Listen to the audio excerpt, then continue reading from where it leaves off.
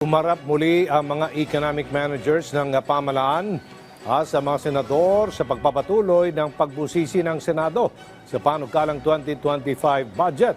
Kasalukuyang sitwasyon ng Maharlika Investment Fund, isa sa mga naungkat. Si Daniel Banalastas sa sentro ng balita. Daniel. Yes, Aljo, pinagpatuloy nga ng Senate Committee on Finance ang pagpusisi sa panukalang 2025 national budget kung saan humarap muli ang economic managers ng pamahalaan sa mga senador. Isa sa mga tinalakay ngayong umaga ay kung sapat bang pondo para sa ilang programa para sa pang-agrikultura tulad na lang sa irigasyon. Nagpaliwanag naman ang Department of Budget and Management hinggil dyan. Yung 56 billion po this year, karamihan po doon is nag-undergo pa po ng procurement. So we cannot provide the same amount for next year, Madam Chair, kung hindi rin po nila po magagamit. Kanila po we're talking about underspending.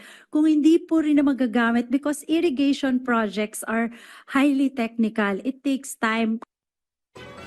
Samantala, Aljo, isa pa sa naungkat ng mga senador ay kung kamusta na ang Maharlika Investment Fund. Sabi ni Finance Secretary Ralph Recto, kumpleto na ang board members ng Maharlika.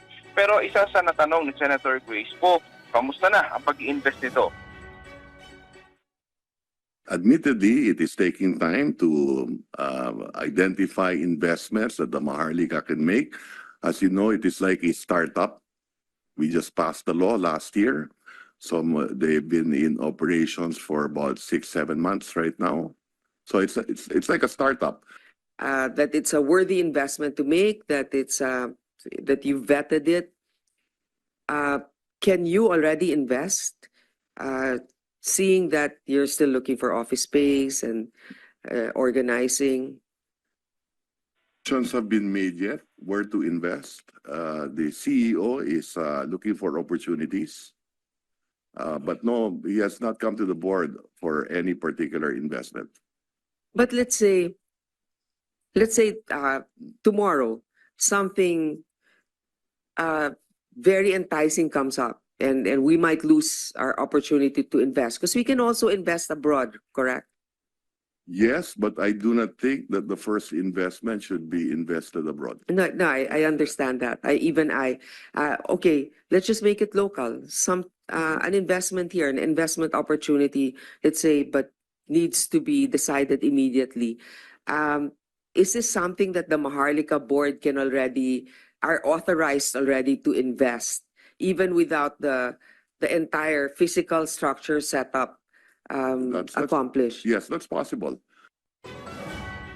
Sa punto ito, Aljo, ongoing pa yung talakayan sa Senate Committee on Finance at inaantabayan natin kung matatapos na yung mga pagtatanong ng mga senador sa economic managers ng pamahalaan sa committee level. Pero matapos yan, Aljo, nakatakda naman na talakayin din ng mga senador sa committee level yung iba pang ahensya ng gobyerno. Aljo? Maraming salamat, Daniel Manalastas.